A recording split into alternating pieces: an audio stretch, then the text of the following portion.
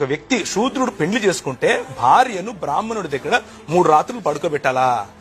ఇది మీ సనాతన ధర్మమా? దాన్ని అబాలిష్ చేసింది 1819లో. ఎవరు అబాలిష్ చేశారు? 1830లో హ్యూమన్ సాక్రిఫైస్ అబాలిషన్ యాక్ట్. అంటే మీరు నేను ఈ రోజు బ్రతికున్నాము అని అంటే వాళ్ళు చంపకుండా మన తలలు తెగకుండా ఉన్నాను అని అంటే ఆ రోజు తీసుకొచ్చిన యాక్ట్ కదా. Non discrimination act 1833.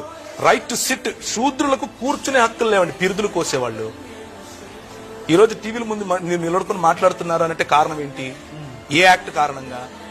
ఈ ట్రైబల్ యాక్ట్ గుర్తొచ్చిందా? అది చేయించింది బ్రాహ్మణ సముదాయం కాదా? నాచ్ కమ్యూనిటీ అన్నటువంటి ఒక కమ్యూనిటీ ఉండేది.